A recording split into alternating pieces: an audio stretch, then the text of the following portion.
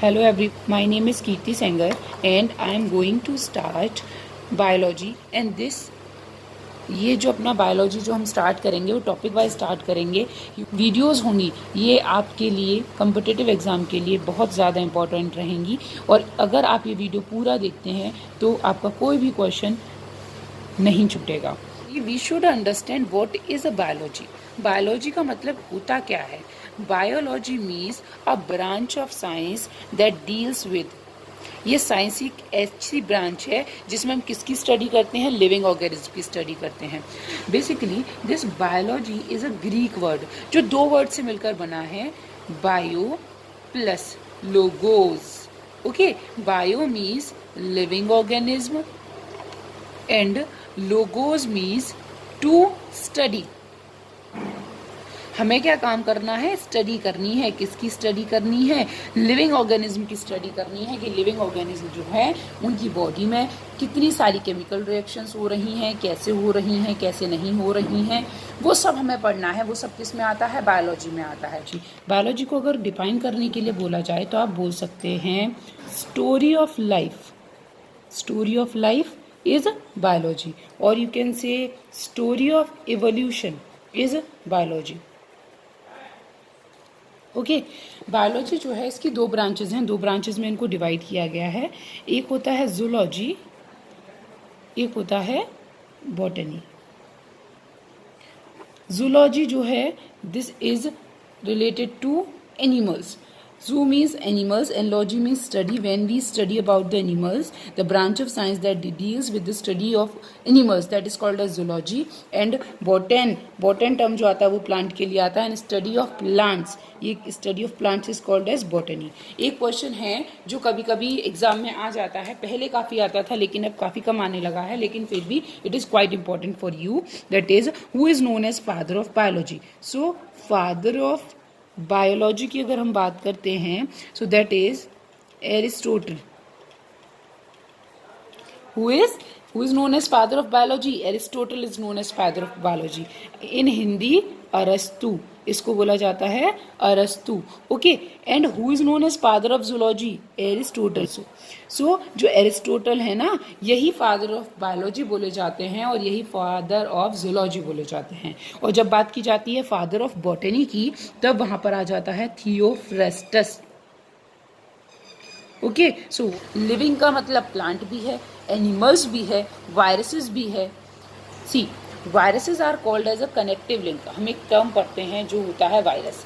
This one is very important और mostly competitive exams में पूछ लिया जाता है।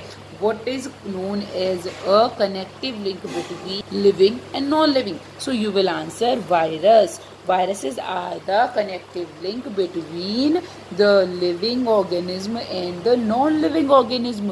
This one is a acellular organism. A माने होता है नो और सेलुलर मीन्स सेल, मतलब इनकी बॉडी में कोई सेल नहीं है। अब आप बोलेंगे मैम सेल क्या होती है? सेल की अगर मैं बात करूं, नॉर्मल मैं सिंपल वे में अगर बात करूं तो एक हमारे पास कोई भी क्या है, this one is a cell. ठीक है, ये जो सेल होती है इसकी जो आउटर मोस्ट लेयर होती है that is called as plasma membrane. This is not prime minister, okay, it is called as plasma membrane. और जो भी इसके अंदर भरा हुआ है, anything that is filled inside the plasma membrane, इस प्लाज्मा मेम्ब्रेन के अंदर जो भी कुछ भरा हुआ है वो सब अपना क्या है, that is called as protoplasm. और आपने देखा होगा इसके अंदर क्या होता है, न्यूक्लियस भी प्रेजेंट होता है। तो मतलब हम क्या बोल रहे हैं कि ऐसी सेल जिनके अंदर न्यूक्लियस है, प्रोटोप्लाज्म है, साइटोप्लाज्म है, वो क्या है, सेल हैं। बट जो वायरस होते हैं ना, इनके अंदर प्रोटोप्लाज्म नहीं होता, इनके अंदर होता क्या है, वायरसेस की स्ट्रक्चर की बात करूं तो इस तरीके की स्ट्रक्चर होती है। मीन्स बॉडी 3 पार्ट्स में डिवाइड होती है। जैसे आजकल चल रहा है ना कोविड-19, तो जो कोविड-19 जो वायरस है या कोई भी जो वायरस है उसमें क्या होता है, कोई भी बॉडी में कोई भी बाहर प्लाज्मा मेम्ब्रेन नहीं होती। लिसन, ये जो प्लाज्मा मेम्ब्रेन जो आउटर मोस्ट लेयर होती है किसके केस में होती है, एनिमल्स के केस में होती है। Okay, but when we talk about the plants, then in plants the outer most layer is called as a cell wall. Outer most layer क्या होती है, सेल वॉल होती है। और जो एनिमल्स के अंदर जो आउटरमोस्ट लेयर होती है that is called as a plasma membrane. So अब I am saying that virus is a connective link, very important for exams. Okay, competitive exams में बहुत पूछा जाता है, which one is a connective link, which one is a connective link between living and non living, सब living and non living, non living और living के बीच की कनेक्टिव लिंक क्या है, then you will answer viruses. Okay, सो ये viruses ही हैं जो कनेक्टिव लिंक हैं किसके बीच की, अब मैं बता रही थी क्यों है। ये लिविंग, ये नॉन लिविंग है। नॉन लिविंग क्यों है वो आपको समझ में आ गया होगा, क्योंकि इनके अंदर कोई प्लाज्मा मेम्ब्रेन नहीं है, नो प्रोटोप्लाज्म। बेसिक हम समझ सकते हैं, जब मैं चैप्टर डिटेल में पढ़ाऊंगी तब आपको अच्छे से बताऊंगी प्रोटोप्लाज्म क्या है, उसके अंदर कौन कौन से कंटेंट हैं। लेकिन अभी यहाँ पे आप इतना समझ लीजिए कि जो नॉन लिविंग ऑर्गेनिज्म है ना, उनके अंदर प्रोटोप्लाज्म नहीं होता। अगर प्रोटोप्लाज्म नहीं है मतलब वो क्या है, नॉन लिविंग है। प्रोटोप्लाज्म है तो वो लिविंग है। अब इनके अंदर प्रोटोप्लाज्म है ही नहीं, तो ये कैसे हो गए, नॉन लिविंग हो गए। But I am saying it is a connective link, ये लिविंग भी है कहीं ना कहीं। क्यों? क्योंकि इनके अंदर क्या होता है, जेनेटिक मटेरियल होता है। आपने सुना होगा जेनेटिक मटेरियल होता है जो क्या काम करता है। आपने देखा है मम्मी पापा से जो कैरेक्टर्स होते हैं वो बच्चों में जाते हैं, तभी बोलते हैं ना बच्चा माँ पे गया है, बाप पे गया है। तो वो क्या होता है, डीएनए होता है या फिर क्या होता है, आरएनए होता है। तो ये जो हमारे ऑर्गेनिज्म है ना, इन ऑर्गेनिज्म के अंदर भी क्या होता है, जेनेटिक मटीरियल प्रेजेंट होता है। किसकी बात कर रही हूँ मैं, वायरसेस की। तो वायरसेस के केस में डीएनए या आरएनए जेनेटिक मटीरियल प्रेजेंट होता है जब इन्हें कोई होस्ट मिलता है। जब तक ये एटमॉस्फेयर में है, सपोज ये क्या है, एटमॉस्फेयर में है, अगर ये एटमॉस्फेयर में है ना, तब तो ये कैसे हैं, डेड हैं। ओके, लेकिन जब इन्हें कोई क्या मिल जाएगा, होस्ट मिल जाएगा, कोई बॉडी मिल जाएगी, कोई लिविंग ऑर्गेनिज्म मिल जाएगा, तो उसमें क्या कर जाएंगे, ये इंसर्ट कर जाएंगे।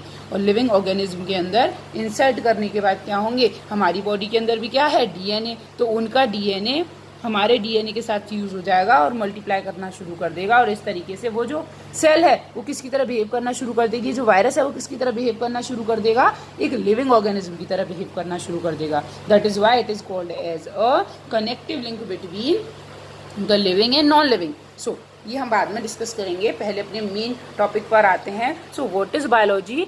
Bio means bios means living organism and logos means to study, मतलब लिविंग ऑर्गेनिज्म की जो स्टडी होती है उसे हम क्या कहते हैं, बायोलॉजी कहते हैं। ओके, अब ये बायोलॉजी लिविंग ऑर्गेनिज्म की स्टडी है। अगर मेरे सामने एक टेबल रखी हुई है, एक बुक रखी हुई है ना, और मैं भी हूँ, आई एम सेइंग, मैं बोल रही हूँ कि मैं लिविंग हूँ, मेरे, ठीक है, और सामने जो बुक रखी हुई है वो नॉन लिविंग है। मुझे कैसे पता चला कि वो लिविंग है या नॉन लिविंग है? इसका मतलब कुछ ना कुछ सर्टेन कैरेक्टरिस्टिक्स तो होंगे लिविंग और नॉन लिविंग ऑर्गेनिज्म से। लिसन, आप बचपन से पढ़ते आ रहे हैं कि लिविंग ऑर्गेनिज्म सांस लेती हैं, लिविंग ऑर्गेनिज्म ग्रोथ करती हैं, लेकिन आज मैं आपको कुछ ऐसे इंपॉर्टेंट फैक्ट्स बताऊंगी जो शायद आपने पहले नहीं सुने होंगे। तो लिविंग ऑर्गेनिज्म की अगर मैं बात करूँ तो लिविंग ऑर्गेनिज्म के अंदर बहुत सारे फीचर्स होते हैं, ठीक है, बहुत सारे कैरेक्टरिस्टिक्स होते हैं। ये जो कैरेक्टरिस्टिक्स हैं ये क्या होते हैं, इनको दो टाइप में डिवाइड कर सकते हैं। एक होते हैं common characteristics of living organism और एक होते हैं definite characteristics of living organism. Common characteristic of living organism का मतलब है कि लिविंग ऑर्गेनिज्म के अंदर वो कैरेक्टर्स मिलेंगे, और डेफिनेट कैरेक्टरिस्टिक्स का मतलब है कि वो कैरेक्टर लिविंग ऑर्गेनिज्म के अंदर ज़रूर मिलेंगे। अब आप बोलेंगे मैम बहुत कन्फ्यूजन वाला हो गया ना। लिसन, लिविंग ऑर्गेनिज्म के अंदर जो सबसे मेन है दैट इज मेटाबॉलिक रिएक्शंस। वो क्या होती हैं, मेटाबॉलिक। अब लिसन, मैं जो आपको पढ़ा रही हूँ ना वो कॉम्पिटिटिव लेवल से पढ़ा रही हूँ, तो मैं आपको इस तरीके से नहीं बताऊंगी कि लिविंग ऑर्गेनिज्म सांस लेते हैं, वो ब्रीद करते हैं, वो ये करते हैं, वो हिलते हैं, वो इधर उधर घूमते हैं, उस तरीके से नहीं। अब हम बायो पढ़ रहे हैं तो थोड़ा एक लेवल से पढ़ेंगे, एक साइंटिफिक लेवल से पढ़ेंगे। Okay, so the first one is metabolic reactions. अब आप बोलेंगे मैम मेटाबॉलिक रिएक्शंस क्या हैं? जितने टर्म्स मैं यहाँ लिख रही हूँ उन सब का मतलब मैं बताऊंगी। अगर आपको समझ नहीं आता है तो उसमें आपकी कोई कमी नहीं है, वहाँ कमी मेरी है। Okay, but just listen to me carefully, बस आप मेरे को एक बार ध्यान से सुनिए। सो मेटाबॉलिक रिएक्शंस हैं क्या? ये सेट ऑफ केमिकल रिएक्शंस हैं। क्या है? Set of chemical reactions. हमारी बॉडी के अंदर बहुत सारी रिएक्शन हो रही हैं, आपको पता है, हमने पढ़ा है, बहुत सारी रिएक्शंस हैं। जैसे आप सांस ले रहे हो, आप खाना खा रहे हो तो उसका डाइजेशन हो रहा है, जितने भी काम आपकी बॉडी के अंदर हो रहे हैं वो सब क्या है, जो भी केमिकल रिएक्शंस हैं। आपने चेंज पढ़े होंगे, फिजिकल चेंज और केमिकल चेंज, ये तो आप बचपन से पढ़ते आ रहे हो। फिजिकल चेंज या रिवर्सिबल चेंज, पानी है उसको फ्रिज में रख दिया, वो जम गया, फिर उसको बाहर निकाला तो मेल्ट हो गया, फिर दोबारा वो पानी बन गया। फिजिकल चेंज है। ठीक है, इसमें एक क्वेश्चन आता है फिजिकल चेंज से, sublimation is a which type of change. ठीक है, सब्लिमेशन किस तरीके का चेंज है, तो आपको पता होना चाहिए कि जो सब्लिमेशन है it is a type of physical change. ये किस टाइप का चेंज है, फिजिकल टाइप का चेंज है, फिजिकल चेंज है। ओके, सो ये क्वेश्चन भी काफ़ी बार एग्जाम्स में पूछा जाता है। सो सेट ऑफ केमिकल रिएक्शंस, मतलब हमारी बॉडी के अंदर जितनी भी रिएक्शंस हो रही हैं, जितने भी काम हैं हमारी बॉडी के अंदर, जो भी प्रोसेस हैं, that all process are called as metabolic reactions. आप कोई भी अपनी बॉडी के अंदर प्रोसेस ले लीजिए, वो जो रिएक्शंस हैं वो सब क्या है, मेटाबॉलिक रिएक्शंस हैं। और ये मेटाबॉलिक रिएक्शंस का मेन फंडा क्या है, एनर्जी। क्या है, एनर्जी। या तो इन रिएक्शंस में एनर्जी रिलीज हो रही है या एनर्जी क्या हो रही है, कंज्यूम हो रही है, तो वो क्या है, मेटाबॉलिक रिएक्शंस हैं। ठीक, मेटाबॉलिक रिएक्शंस जो हैं इनको दो कैटेगरी में डिवाइड किया गया। कौन कौन सी रिएक्शंस हैं, एक होती हैं एनाबॉलिक रिएक्शन, दूसरी होती हैं कैटाबॉलिक रिएक्शंस। एनाबॉलिक रिएक्शंस कौन सी हैं, एनाबॉलिक रिएक्शंस ऐसी रिएक्शंस हैं जिनमें कोई चीज़ बन रही है, जैसे फोटोसिंथेसिस है। फोटोसिंथेसिस में क्या होता है, फूड बनता है। ठीक है, इन रिएक्शंस को क्या बोला जाता है, बिल्डिंग अप रिएक्शंस भी बोला जाता है। क्या बोलते हैं, बिल्डिंग अप रिएक्शंस। मतलब कोई भी चीज़ क्या होती है, बनती है, वो होती है एनाबॉलिक रिएक्शन। जैसे फोटोसिंथेसिस में फूड बनता है और इसमें क्या होगा, एनर्जी कंज्यूम होगी। एनर्जी क्या होगी, कंज्यूम होगी। अब आप बचपन से ये भी आपने पढ़ा है, फोटोसिंथेसिस क्या है, ग्रीन प्लांट जो है वो खाना बनाते हैं, किसकी प्रेजेंस में बनाते हैं, सनलाइट की प्रेजेंस में बनाते हैं और क्लोरोफिल की प्रेजेंस में बनाते हैं। एक और इम्पॉर्टेंट क्वेश्चन निकल के आता है यहाँ से, what is the function of chlorophyll. ये भी क्वेश्चन पूछा जाता है, इम्पॉर्टेंट है। जो क्वेश्चन मैं बोल रही हूँ इम्पॉर्टेंट है, आप वो कोई ना कोई पेपर उठा के देख लीजिएगा, आपको वो क्वेश्चन मिल जाएगा। ठीक, मैं ऐसे ही नहीं कह रही हूँ कि ये इंपॉर्टेंट है। सो क्लोरोफिल का फंक्शन क्या है, what is the function of chlorophyll, then you will answer. ये क्या काम करता है, कौन सी एनर्जी को ये किस में कन्वर्ट करता है, सोलर एनर्जी को केमिकल एनर्जी में कन्वर्ट करता है। मीन्स सन से लाइट को लेता है, उस लाइट की हेल्प से खाना बनाता है, और जो खाना बनता है वो कैसी एनर्जी प्रोवाइड करेगा, केमिकल एनर्जी प्रोवाइड करेगा। सो what is the function of chlorophyll, chlorophyll जो है मेनली वो किसके लिए रिस्पॉन्सिबल होता है, ट्रैपिंग ऑफ लाइट।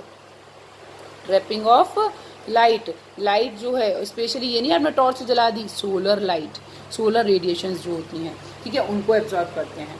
ठीक है, तो क्या आपको पता है कि केवल ग्रीन प्लांट्स ही नहीं, और भी कलर जो होते हैं, हर एक जो अलग अलग कलर होते हैं उनकी अलग अलग वेवलेंथ होती है, उसके अकॉर्डिंग उनकी क्या रहती है, एब्जॉर्बिंग कैपेसिटी रहती है। तो क्लोरोफिल के अंदर भी क्या होते हैं, पिगमेंट सिस्टम होते हैं जो लाइट को एब्जॉर्ब करते हैं। ठीक है, तो हम अभी इतना समझेंगे कि जो क्लोरोफिल है वो किसके लिए रिस्पॉन्सिबल है, ट्रैपिंग ऑफ लाइट के लिए रिस्पॉन्सिबल है। It converts the solar energy to the chemical energy. Next आते हैं कैटाबॉलिक रिएक्शंस। कैटाबॉलिक रिएक्शंस क्या होती हैं, कैटाबॉलिक रिएक्शंस ऐसी रिएक्शंस हैं जिनमें एनर्जी क्या हो रही है, रिलीज हो रही है। एनर्जी क्या हो रही है, रिलीज हो रही है। एनर्जी रिलीज होने का मतलब क्या है, आपने सुना है क्या होता है कि जैसे अपना फूड है C6H12O6, ये अपना क्या है, फूड है। इसको अपन क्या बोलते हैं, ग्लूकोज भी बोलते हैं। जब ऑक्सीजन इस पे अटैक करती है ना, तो ऑक्सीजन क्या काम है, it is a oxidative.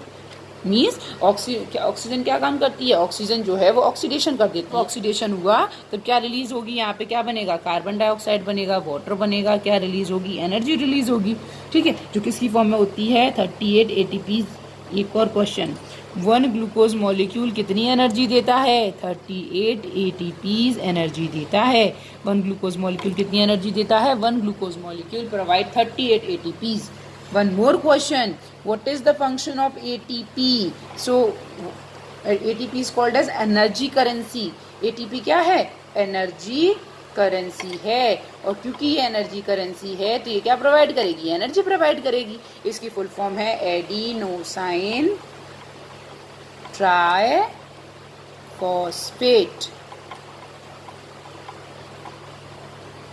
Okay, now listen. So what first क्या है, जो लिविंग ऑर्गेनिज्म है उनका मेन जो अपना पॉइंट है, या कहना चाहिए जो मेन जो कैरेक्टरिस्टिक है, that characteristic is a metabolic reaction. अगर कोई आपसे बोलता है रेस्पिरेशन, प्लांट जो है ना, मतलब लिविंग ऑर्गेनिज्म रेस्पायर करते हैं, रेस्पिरेशन का मतलब है ऑक्सीजन को लेना, तोड़ना, एनर्जी लेना। तो रेस्पिरेशन भी क्या है, मेटाबॉलिक रिएक्शन है। आप बोलें कि लिविंग ऑर्गेनिज्म जो होते हैं वो डाइजेशन करते हैं, क्या होता है कि जो कॉम्प्लेक्स पार्टिकल्स हैं वो सिंपल पार्टिकल्स में डिवाइड होते हैं, ठीक है, वो हम आगे डिटेल में पढ़ेंगे। तो लिविंग ऑर्गेनिज्म की फर्स्ट प्रॉपर्टी क्या है, ये आपको क्लियर हो गई होगी, मेटाबॉलिक रिएक्शंस। ओके, हम पढ़ रहे हैं कि क्या कैरेक्टरिस्टिक्स हैं, किसकी कैरेक्टरिस्टिक्स हैं।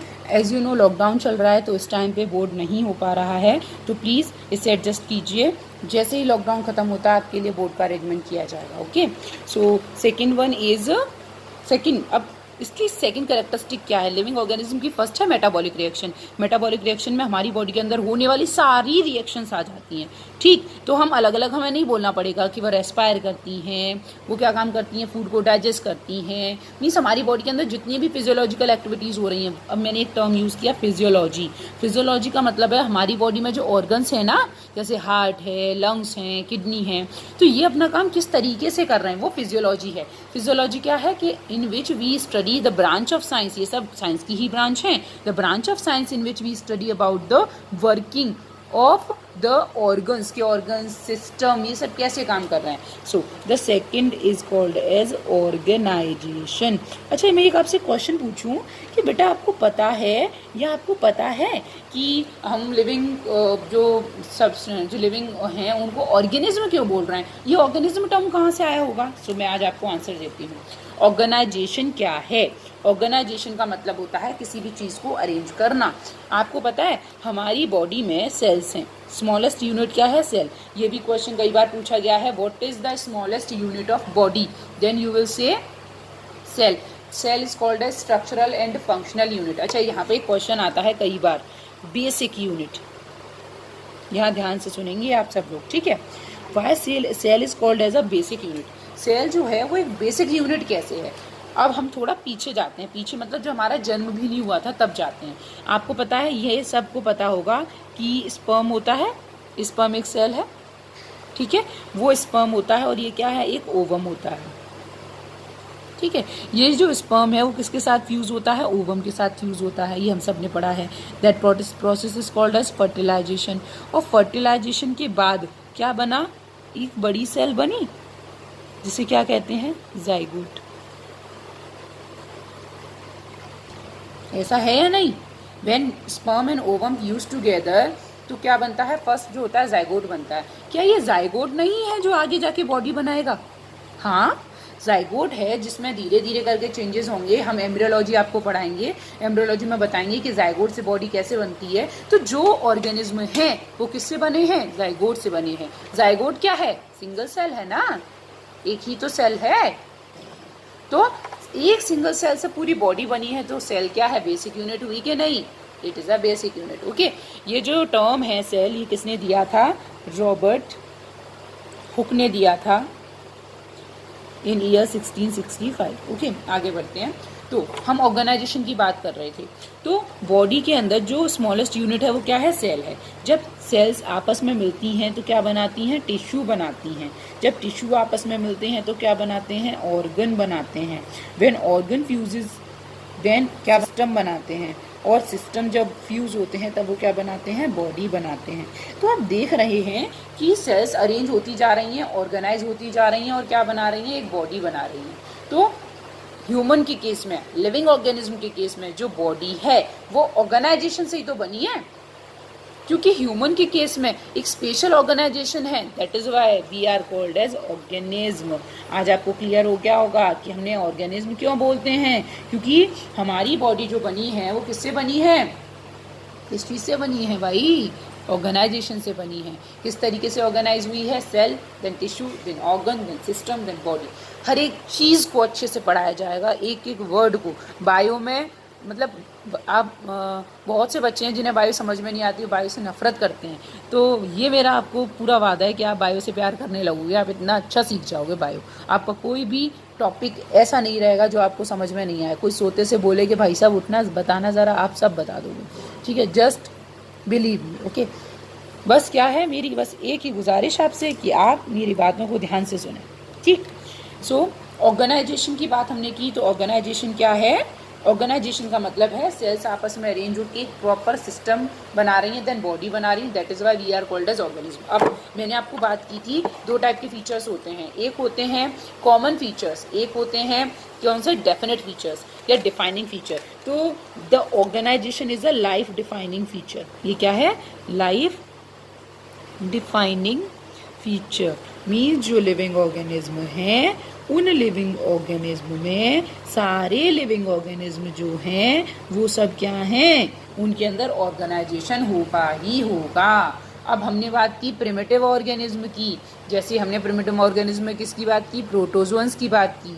तो जो प्रोटोजोन्स हैं ना वो सिंगल सेल्ड हैं, सिंगल सेल्ड हैं तो उनमें ऑर्गेनाइजेशन नहीं हो सकता है। लेकिन जब हम ऊपर की तरफ बढ़ते हैं, कहाँ बढ़ते हैं? पॉरीफेरेंस, प्लेटीहेल्मिन्थीज और ऊपर की तरफ बढ़ते हैं, वहाँ पे आपको ऑर्गेनाइजेशन देखने को मिलता है। So it is a life defining feature. मतलब ये किसके केस में है? मल्टी सेलर ऑर्गेनिज्म के केस में है, क्योंकि यूनिसेलर ऑर्गेनिज्म के केस में तो ऑर्गेनाइजेशन नहीं हो सकता। Okay, now the third point is, and that is very much important point, that is consciousness. Consciousness, consciousness का मतलब होता क्या है? कॉन्शियसनेस का मतलब है aware of surrounding. Aware of surrounding का मतलब क्या है? हमारे आसपास क्या हो रहा है, क्या प्रोसेस चल रही हैं, उससे अवेयर हैं। जो लिविंग है ना केवल वही अवेयर है। जो कॉन्शियसनेस जो है मतलब अवेयर ऑफ सराउंडिंग जो है वो भी किसकी प्रॉपर्टी है? वो भी एक लिविंग ऑर्गेनिज्म की प्रॉपर्टी है।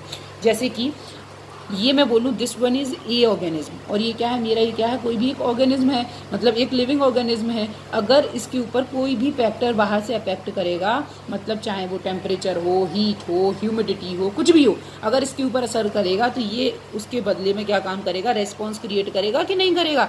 भाई साहब आपने क्या काम किया? एक कोई भी लिविंग ऑर्गेनिज्म पड़ा है, उस लिविंग ऑर्गेनिज्म में आपने क्या काम किया? डंडा खींच के मार दिया, क्या होगा? क्या वो मूव करेगा कि नहीं? हाँ भाई करेगा। अगर आपका हाथ गरम प्लेट पर चला जाता है, that is a reflex action. तो जब आपका हाथ एक गरम प्लेट के ऊपर चला जाता है तो क्या हुआ?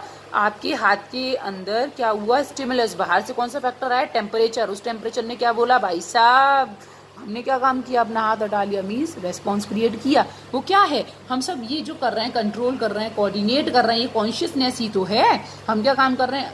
सराउंडिंग में क्या है, हमें कैसे इफेक्ट कर रहा है, हम उसको लेके क्या है? कॉन्शियस हैं। अब इसमें आता है एक सेल्फ कॉन्शियसनेस भी आता है जो ह्यूमन बींग्स का मेन फीचर है। तो this consciousness is also a defining feature. कैसा है? डिफाइनिंग फीचर है लिविंग ऑर्गेनिज्म का। नाउ अब हम क्या बात कर रहे हैं? हम बात कर रहे हैं हमें कैसे पता कि हम लिविंग हैं, उसकी कॉमन बहुत बेसिक टॉपिक लिया है आज मैंने, ठीक है। अब नेक्स्ट है हमारा फोर्थ पॉइंट। फोर्थ पॉइंट में हम बात करते हैं ग्रोथ एंड डेवलपमेंट। आपने जिस तरीके से पढ़ा है उससे बिल्कुल अलग होगा ये, आई एम 120% श्योर। वो 20% कहाँ से आया? मेरे घर से आया, ठीक है। सो जो ग्रोथ एंड डेवलपमेंट है, तो ग्रोथ एंड डेवलपमेंट क्या है? आपको पता है कोई भी चीज़ है वो शेप और साइज में क्या हो रहा है? चेंज हो रहा है, वो ग्रोथ है, ठीक है। डेवलपमेंट क्या है? जो हमारी बॉडी के अंदर इंटरनल चेंजेस हैं वो क्या है? डेवलपमेंट है। अब ग्रोथ की मैंने बात की कि पहले कोई भी चीज़, कोई लिविंग ऑर्गेनिज्म, जब आप 1 साल के थे तब आपकी हाइट सपोज 3 फीट की थी, अब आप 5 साल के हो गए, आपकी हाइट जो हो गई वो 5 फीट हो गई या 6 फीट हो गई, ठीक है। तो वो जो हुई आपकी इंक्रीज इन साइज हुआ ना, आपकी साइज बढ़ा, आपकी बॉडी का शेप भी चेंज हुआ, वो क्या है? ग्रोथ है, ठीक है। अब आप लोगों को क्या पढ़ाया जाता है? जो ग्रोथ करते हैं वो लिविंग होते हैं, जो डेवलपमेंट करते हैं वो लिविंग होते हैं, but I am saying no, जो ग्रोथ करते हैं वो सब लिविंग नहीं होते। It is a common feature. अब देखो मैं आपको बता रही थी, अब आपको समझ में आएगा। एक है कॉमन फीचर, ओके, और एक होता है डिफाइनिंग फीचर। यहाँ अंतर समझने की कोशिश करना। कॉमन फीचर का मतलब है हाँ भैया वो लिविंग ऑर्गेनिज्म में होगा। डिफाइनिंग फीचर का मतलब है नहीं, वो लिविंग ऑर्गेनिज्म में ही होगा और किसी में नहीं हो सकता। अब देखो ऐसे समझते हैं, ग्रोथ है वो आपने लिविंग ऑर्गेनिज्म में देखा। अब ये माउंटेन था, ध्यान से समझना, ये माउंटेन है पहले, ठीक है, बहुत छोटा सा माउंटेन था। अब इस माउंटेन पे बाहर से डस्ट वगैरह आके इकट्ठी होने लगी। क्या आने लगी? डस्ट आने लगी, स्मोक है, ठीक है। उसके अलावा क्या है? बहुत सारे क्या हैं? सॉइल के पार्टिकल्स हैं, या एटमॉस्फेयर से बहुत सारी चीज़ें हैं, इस पर क्या आने लगी। तो हमने देखा धीरे धीरे करके इसका साइज़ क्या होने लगा? बड़ा होने लगा। अरे भैया माउंटेन के ऊपर धूल जमेगी, कंकड़ जमेंगे, पत्थर जमेंगे, तो वो ऊंचा तो होएगा कि नहीं होएगा? पहले तो भाई साहब वो इतना बड़ा था, अब वो इतना बड़ा हो गया कि नहीं? मतलब उसके अंदर कितना चेंज हुआ, इतनी हाइट बढ़ी। अब आपने बोला कि लिविंग के अंदर ही होती है ग्रोथ, बोला था। ये तो नॉन लिविंग है, इसका मतलब माउंटेन भी लिविंग है? नहीं, माउंटेन नॉन लिविंग है। मेटाबॉलिक एक्टिविटीज़ कहाँ हो रही हैं? सबसे पहले हम क्या देखते हैं? Metabolic activities. उसके बाद क्या देखते हैं? ऑर्गेनाइजेशन। उसके बाद क्या देखते हैं? कॉन्शियसनेस। ठीक, तो जो ग्रोथ है या मेन हम किससे पहचान सकते हैं? मेटाबॉलिक एक्टिविटी से ही पहचान सकते हैं। अब तो जो ऑर्गेनिज्म है, अब दो टाइप का है, लिविंग है, नॉन लिविंग है। तो जो नॉन लिविंग के अंदर भी ग्रोथ हो रही है, देख रहे हैं आप, बट इस ग्रोथ को क्या कहते हैं? एक्रीशन। ध्यान रखेंगे, इम्पोर्टेंट एग्जाम में आ सकता है। ओके, सो एक्रीशन क्या है? नॉन लिविंग ऑर्गेनिज्म जो हैं उनके अंदर जो ग्रोथ हो रही है by the accumulation of same type of particles like crystals, dust. तो मतलब जैसे कि नमक है, नमक की छोटी सी डेली थी, ठीक है। अब मैंने क्या हुआ, धीरे धीरे करके नमक का एक बड़ा क्रिस्टल बन गया। तो वो कैसे बना हुआ? एक्यूमुलेट होने लगा, इकट्ठा होने लगा, उसी से तो बना। समझ रहे हैं आप? तो ये क्या है? That is growth. तो अब मैंने क्यों बोला कि ग्रोथ जो है वो एक डिफाइनिंग फीचर नहीं है। डिफाइनिंग फीचर का मतलब होता है वो बस लिविंग में ही होता है, वो नॉन लिविंग में नहीं होता। अब जैसे कि हमने पढ़ा मेटाबॉलिक रिएक्शंस, क्या वो नॉन लिविंग में हो पा रही थी? नहीं हो पा रही थी भाई, वो केवल लिविंग में ही हो पा रही थी।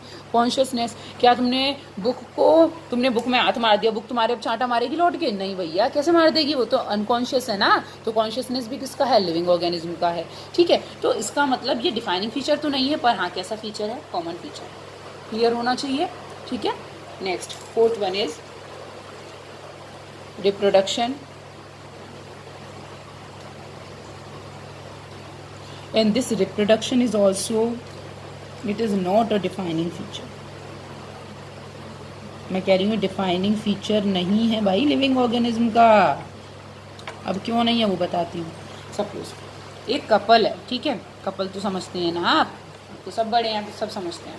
तो जो कपल है, कोई भी एक जो कपल है, वो क्या काम कर रहा है? वो कपल नहीं चाहता कि उनके बेबी हो, ठीक है। या उन दोनों में से कोई भी एक इनफर्टाइल है। इनफर्टाइल का मतलब है जो बेबी डेवलप नहीं कर सकता। नॉर्मली अगर मैं स्पर्म काउंट की बात करती हूँ ना, ये इंपॉर्टेंट है, ध्यान रखिएगा। 1 ml अगर मैं सीमेन की बात करती हूँ, मेल सीमेन की बात करती हूँ, तो 1 ml सीमेन के अंदर अबाउट 80 to 120 मिलियन स्पर्म्स होते हैं। स्ट्रेंज ना? मुझे भी ऐसे ही लगा था जब पहली बार सुना था। तो 1 ml सीमेन के अंदर कितना होता है? सीमेन क्या होता है? जो बॉडी से जो लिक्विड निकलता है, ठीक है, फीमेल मेल बॉडी से जो इजैक्यूलेशन के टाइम पे जो लिक्विड निकलता है। तो जो सीमेन होता है उसमें 80 to 120 मिलियन स्पर्म्स हैं।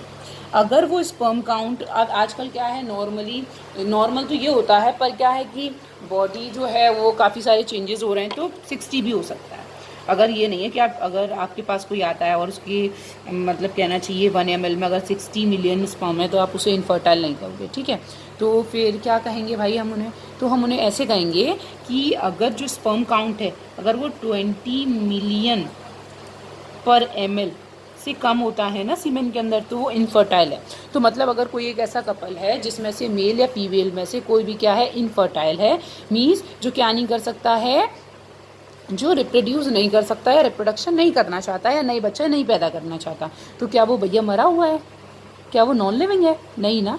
तो रिप्रोडक्शन जो है ये कॉमन फीचर तो है, हाँ भाई लिविंग ऑर्गेनिज्म में होता है, नॉन लिविंग नहीं कर पाते रिप्रोडक्शन, लेकिन ऐसा नहीं है कि सारे लिविंग के अंदर होता है। समझ में आ रहा है? हम ये कहते हैं कि जिनमें रिप्रोडक्शन होता है वो लिविंग है, लेकिन जिनमें रिप्रोडक्शन नहीं होता वो नॉन लिविंग भी नहीं है। क्लियर? श्रृंखला को आगे बढ़ाते हैं। हमारा लास्ट हमने रिप्रोडक्शन खत्म किया। Now the sixth point is repair and regeneration.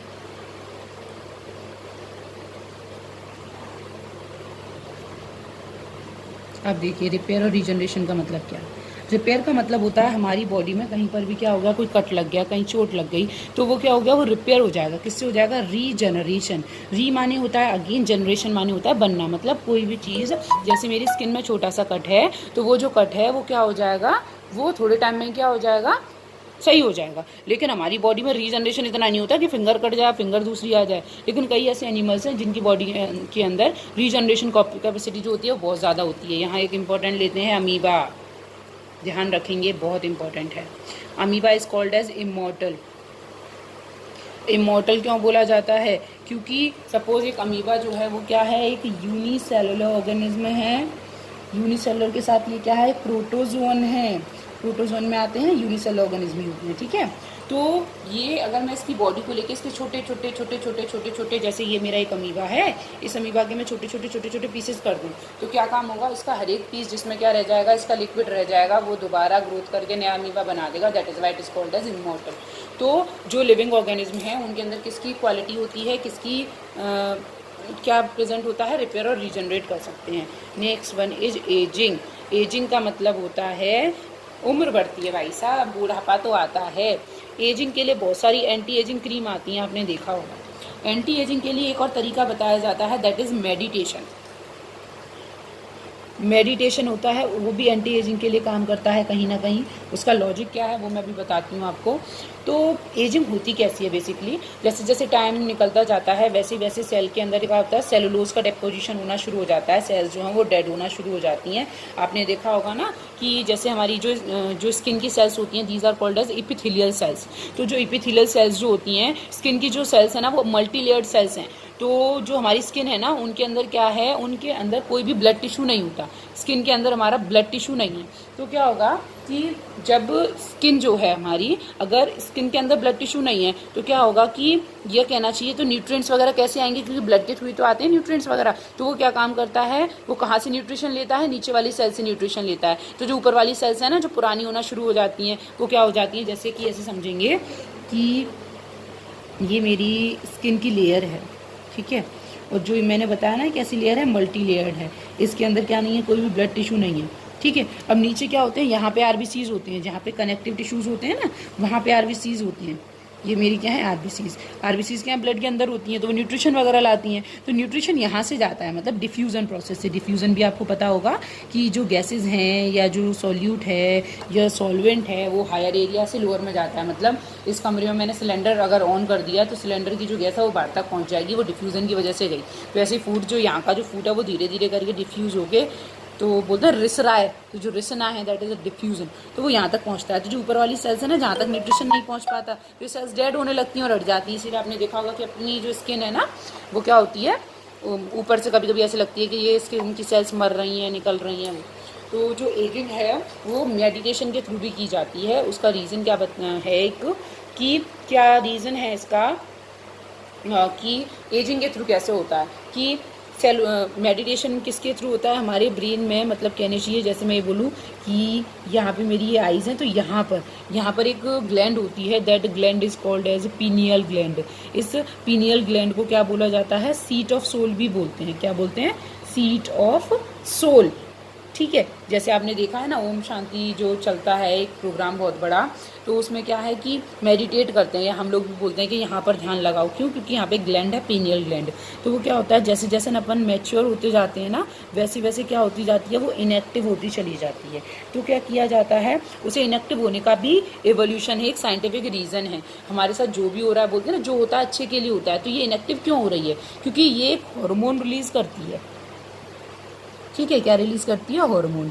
उस हार्मोन का नाम है मेलाटोनिन। ये मेलाटोनिन क्या है, ये मेलाटोनिन जो है वो क्या है, एंटीगोनाडिक हार्मोन है। अब एंटीगोनाडिक क्या होता है, एंटी माने जो हमारे विपरीत चले, और गोनाड मतलब किसके विपरीत चल रहा है, ये गोनाड्स के विपरीत चल रहा है। और गोनाड्स क्या होती हैं, जो टेस्टीज हैं, ओवरीज हैं, इनके विपरीत चल रहा है। मतलब टेस्टीज और ओवरीज तो बेचारी मैच्योर होने की कोशिश कर रही हैं कि टेस्टीज स्पर्म बना दें, ओवरीज जो हैं उनमें ओवल्यूशन हो जाए, उसके लिए मरी जा रही हैं। लेकिन मेलाटोनिन क्या काम कर देगा, एंटी, मतलब इनको पकने नहीं देगा, इनको मैच्योर नहीं होने देगा। तो इसीलिए अगर मैं चाहती हूँ मैच्योर हो जाए, तो क्या है भाई साहब, तुम इनएक्टिव ही हो जाओ, ये क्या हो जाता है, इनएक्टिव हो जाता है। तो इसलिए ये क्या है, एंटीगोनेटिक हार्मोन रहता है। तो ये जब मैच्योरिटी आ जाती है, उसके बाद अगर अपन ये करते हैं ना, मतलब इसको एक्टिवेट करने की कोशिश की जाती है, तो क्या काम होता है, एक्टिवेट करने की कोशिश में क्या होता है, फिर ये किसकी तरह काम करता है, एंटी एजिंग की तरह काम करता है। एंटी एजिंग का मतलब क्या है कि हमारी जो एज है ना, उसको एक और चीज़, एजिंग जो होती है उसे रोका नहीं जा सकता पर डिले किया जा सकता है।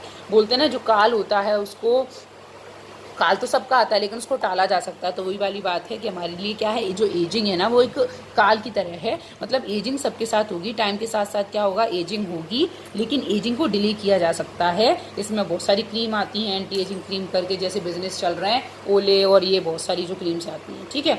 So this is about the characteristics of living organism, ठीक है। तो आज की जो हमारी, इसके अलावा और भी काफ़ी सारे करेक्टर्स हैं। एडेप्टेशन भी इसका करेक्टर है। लिसन, आप बोलेंगे मैम आपने रेस्पिरेशन नहीं बताया, फोटोसिंथेसिस नहीं बताया, ठीक है, प्लांट्स के अंदर होता है, फोटोसिंथेसिस नहीं बताया, तो आपने मूवमेंट नहीं बताया, आपने लोकोमोशन नहीं बताया। तो मैंने बेटा क्यों नहीं बताया, क्योंकि वो सब किस में आ गया, मेटाबॉलिक एक्टिविटीज़ में आ गया। हमारी बॉडी के अंदर जो केमिकल चेंजेस हैं, केमिकल रिएक्शंस हैं, जिनमें या तो एनर्जी यूज़ हो रही है या रिलीज़ हो रही है, वो मेटाबॉलिक रिएक्शंस में आ जाता है। तो वो मैंने उसमें करवा दिया है आपको, उसमें समझा दिया है, दैट इज़ वाई मैंने अलग से आपको नहीं बताया। बट अगर आप इसमें करना चाहें तो इसमें आप और क्या समझ सकते हैं, एवोल्यूशन, एडेप्टेशन, ये और इसमें ले सकते हैं। और जो लिविंग ऑर्गेनिज्म है उनके अंदर डेफिनेट शेप होता है और साइज़ होता है, ठीक है। जो हमारा जो लेवल रहेगा पढ़ने का वो यही रहेगा, मीन्स इससे नीचे लेवल पे जाके अपन नहीं पढ़ेंगे, क्योंकि इससे नीचे लेवल पे जाके क्या है कि जब इस लेवल से पढ़ेंगे ना तो अपने बेसिक क्वेश्चंस भी इजीली होते रहेंगे, ठीक है। अगर आप अपना टाइम दे रहे हो, वीडियो देख रहे हो, तो आपको कुछ ऐसा मिलना चाहिए जो आपके लिए आगे भी काम आए, ठीक है। तो हमारा लेवल यही रहेगा। और this one is a demo class, ये आपके लिए केवल डेमो क्लास थी। और देखते हैं अब क्या रिव्यूज़ रहते हैं, उसके अकॉर्डिंग आगे कंटिन्यू करते हैं। Thank you.